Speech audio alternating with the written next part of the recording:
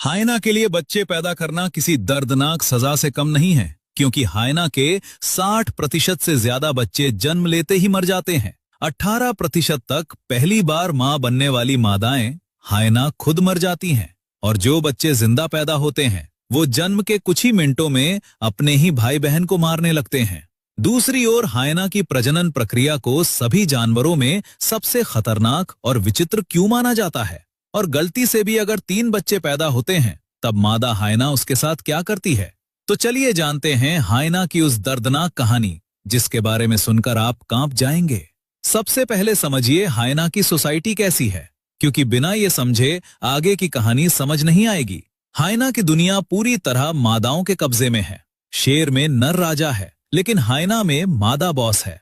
मादा हाइना नर से बड़ी होती है, ज्यादा आक्रामक होती है, और झुंड की हर मादा हर नर से ऊंचे रैंक पर होती है, और इसकी वजह है हार्मोन।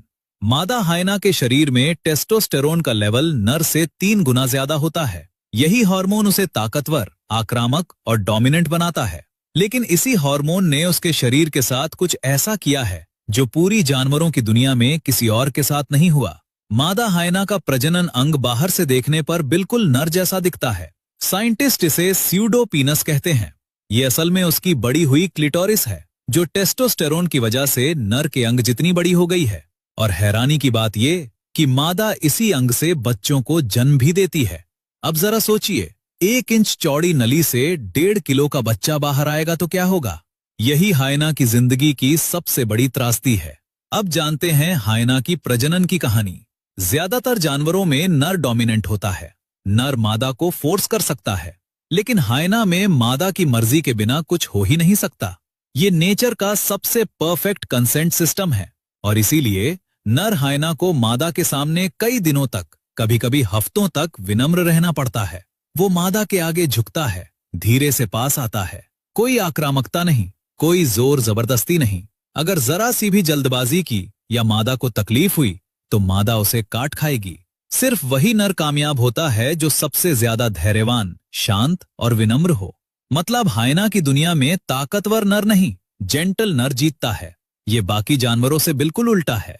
जब मीटिंग सफल हो जाती है तो शुरू होता है 110 दिनों का गर्भकाल। मांसाहारी जानवरों में ये सबसे लंबे गर्भकालों में से एक है, और इसकी वजह है कि हाइना के बच्चे गर्भ के अंदर ही पूरी तरह विकसित हो जाते हैं। दांत तैयार, नाखून तैयार, आंखें खुली हुई। ये दुनिया के इकलौते मांसाहारी जानवर के बच्चे हैं जो जन्म के वक्त अंधे और बेबस नहीं होते। शेर, टाइगर, तेंदुआ, सबके बच्चे जन्म के वक्त अंधे होते